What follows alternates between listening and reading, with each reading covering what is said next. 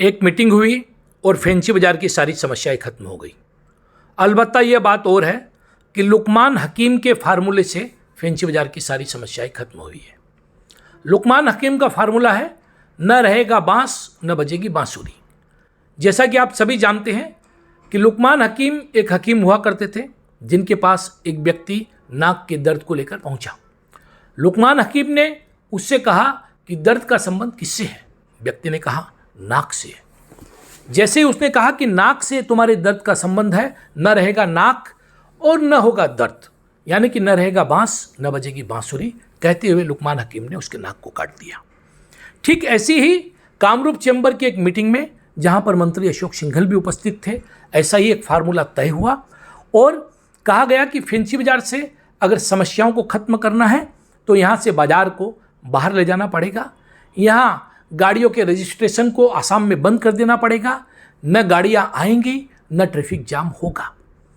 लोगों ने जो भी मांगे उठाई, उनको लेकर अशोक सिंघल कुछ स्पष्ट कहते हुए नहीं नजर आए, न ही कोई समाधान उन्हें देते हुए नजर आए। उन्होंने पानी का जिक्र किया कि फेंसी बाजार में पानी पहुंच गया है, किंतु जैसा कि स्वयं अशोक सिंघल भी जानते हैं कि जब हम छोटे हुआ करते थे उस समय जीएमसी का पानी आया करता था नलों में, और वो भी दिन में एक बार नहीं, दो बार जो पानी आया करता था उसके लिए सरकार कोई पैसे नहीं लेती थी।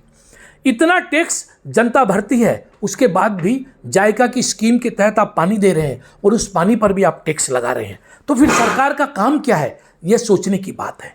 और जहाँ तक फेंसी बाजार की बात है, फेंसी बाजार एक ऐतिहासिक बाजार है, 200-250 साल पुराना एक बाजार है। इतिहास की दृष्टि से भी इसे प्रिजर्व करने की जरूरत है, इसे संरक्षित करने की जरूरत है, इसे बचाए जाने की जरूरत है, किंतु ऐसा कोई फार्मूला नहीं दिया। मंत्री ने कहा कि आपके सामने 400 करोड़ रुपए की जगह पर एक पार्क बनाया है, आप लोग इस पार्क की जिम्मेदारी लें और इसे अच्छे से चलाएं। मंत्री महोदय को यह पता होना चाहिए था कि कॉमर्शियल जगह पर जो वाणिज्यिक केंद्र है वहाँ पर 400 करोड़ रुपए का पार्क बनाने की जरूरत नहीं थी, बल्कि वहाँ पर उन्हें उस एरिया को पालिका बाजार की तर्ज पर डेवलप करने की जरूरत थी। वहाँ पर पार्किंग स्थल बनाया जाना चाहिए था। फेंसी बाजार की समस्या जो है वो पार्किंग की समस्या है। आज समस्या इतनी भयावह है कि फेंसी बाजार में पार्किंग स्थल नहीं है और जब लोग गाड़ियाँ बाहर रखती हैं तो पुलिस आकर उनको फाइन करती है। आखिर फेंसी बाजार के लोग भी जाए तो कहाँ जाएं? बाहर से ग्राहक आने की बात तो छोड़ दे, ग्राहक तो डर कर फेंसी बाजार आना ही नहीं चाहते। ग्राहकों को फेंसी बाजार से दूर कर दिया गया है, ग्राहकी को दूर कर दिया गया है, बाजार को दूर किया जा रहा है। फेंसी बाजार के लोग जिएंगे तो कैसे जिएंगे, उनकी जीविका के ऊपर में एक मूलभूत प्रश्न है, बड़ा प्रश्न जो है वो बनकर खड़ा हो गया है। इन सब चीज़ों के समाधान के लिए वह सभा बुलाई गई थी कामरूप चैम्बर ऑफ कॉमर्स के नेतृत्व में, किंतु इस सभा में समाधान कुछ नहीं निकला। उन्होंने राम मंदिर के कार्यक्रम को सेलिब्रेट करने की बात कही। उन्होंने कहा कि यह प्राप्य है, इसे दिए जलाकर सेलिब्रेट होना चाहिए।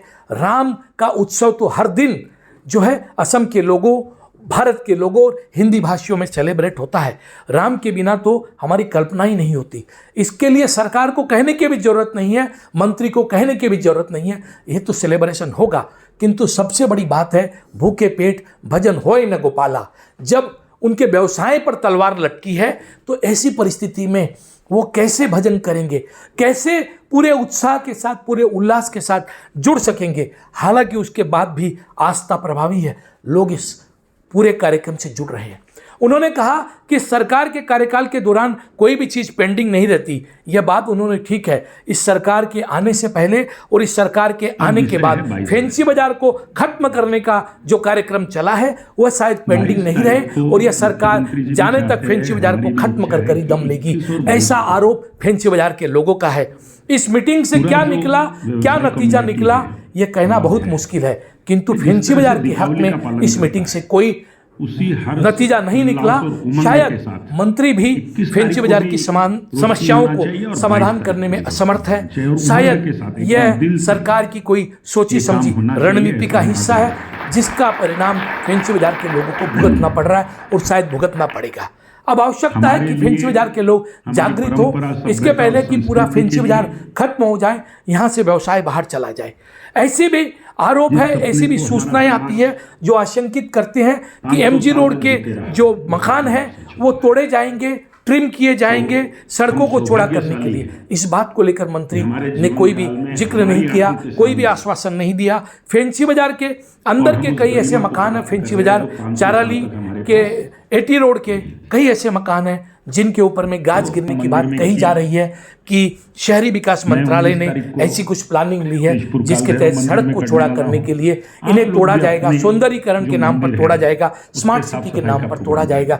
इन सब मामलों में जो आशंका है उन आशंकाओं को लेकर मंत्री ने कुछ नहीं कहा, जबकि लोगों को आशा थी कि मंत्री कुछ कहेंगे, किंतु मंत्री का जो बयान है वह कहीं भी लोगों को भरोसा देने वाला बयान नहीं रहा। मंत्री का जो बयान था, मंत्री का जो भाषण था, वो कुल मिलाकर एक हताशापूर्ण भाषण था। लोग हताश हुए हैं मंत्री के भाषण को सुनकर। वहां बैठे कुछ लोग तालियां जरूर बजा सकते हैं जो भारतीय जनता पार्टी के समर्थक हो सकते हैं, कुछ जो है मंत्री को देखकर तालियां बजा सकते हैं, मंत्री के साथ नजदीकी रखने के लिए तालियां बजा सकते हैं। कामरूप चैम्बर ऑफ कॉमर्स के अध्यक्ष महावीर जैन यह मीटिंग बुलाकर अपने ऊपर लगातार बढ़ते हुए दबाव को दूर करने का एक जरिया इसे बना सकते हैं, किंतु महावीर जैन भी जानते हैं कि इस सारी मीटिंग का जो परिणाम है वह शून्य है, सिफर है। इससे फैंसी बाजार के लोगों के लिए फैंसी बाजार के हक में कोई बात निकल कर नहीं आई है। तो आवश्यकता है कि सभी एकजुट हो और फैंसी बाजार के लिए यह लड़ाई जारी रखें। देखते रहे नॉर्थ ईस्ट तक, यह आपका अपना चैनल है, आपकी आवाज़ उठाता है, उठाते रहेगा। सब्सक्राइब करना न भूलें, स्वयं सब्सक्राइब करें, अपने इष्ट मित्रों के साथ मिलकर सब्सक्राइब करें, उन्हें सब्सक्राइब करने के लिए कहें। आपकी कोई समस्या है तो हम तक पहुंचाए, हम निरंतर उसे उठाते रहेंगे। हर उस गलियारे में आपकी समस्याओं को, आपकी बात को पहुंचाएंगे जहां यह मुद्दा मैटर करता है। धन्यवाद।